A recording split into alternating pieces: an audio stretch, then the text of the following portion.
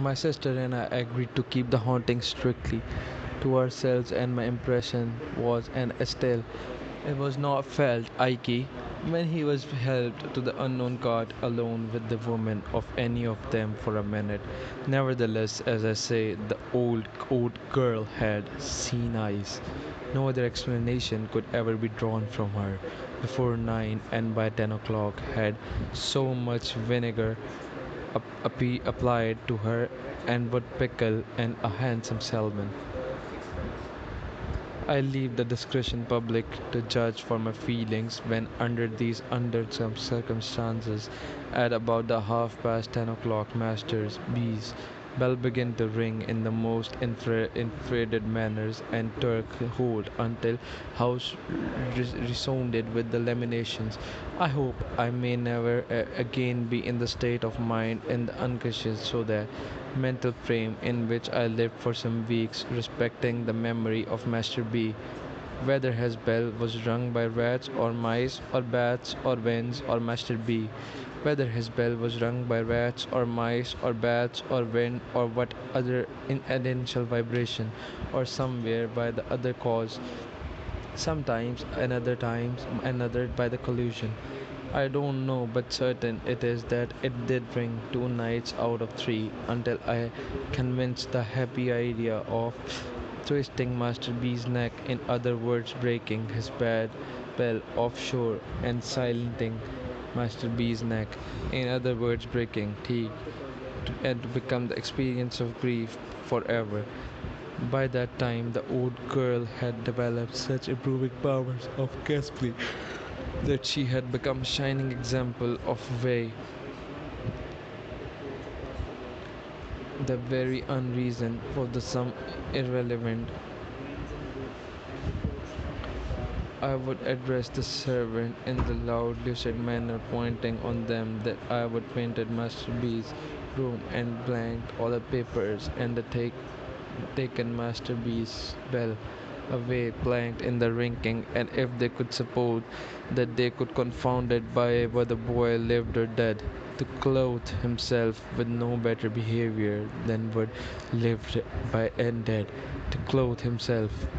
Most inquest brought him the sharpest particles of sense could they support the mere poor human being such a existence that could support. I was incapable of the commission means by the means of the unconventional limits.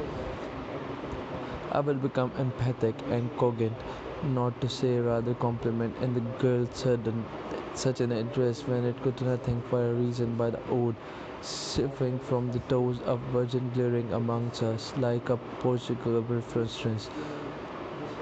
Streakers, the housemaid, too, had the attribute of the most discomforting nature.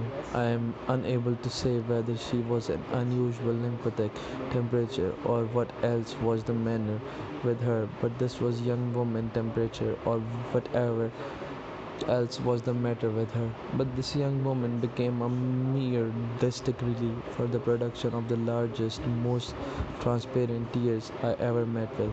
Combined with these characteristics was a particular tendency of holding those specimens so that they didn't fall but the hang upon her face and nose.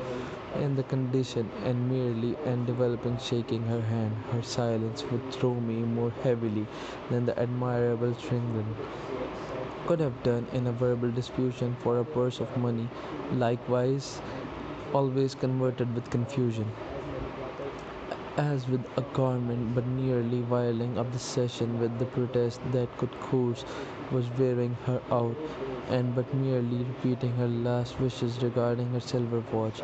As to the nightly life, the contagion of suspicion and fear was among us, and there was no such contagion under the sky. Hooded woman. According to the accounts, we were in the perfect convent of hooded women. Noises. With that contagion downstairs, I myself sat in the woman dismissal parlor, listening until I had heard so many such strange noises that they would chill my blood if I was warmed by dashing discoveries. Try me in the bed in the dead of the night. Try this at your own comfortable fireside. In the life of night, you can fill any house with noises, if you will, until you have noise for every nerve in your nervous system. I repeat, contagion of suspicion and fear amongst us, and there is no such condition under the sky. The woman, their nose in the chromatic state of excretion from smelling salts, were always primed and loaded for a swan and ready to get off the hair triggers. The two elder for the swan by the magician black Catholic in the crook.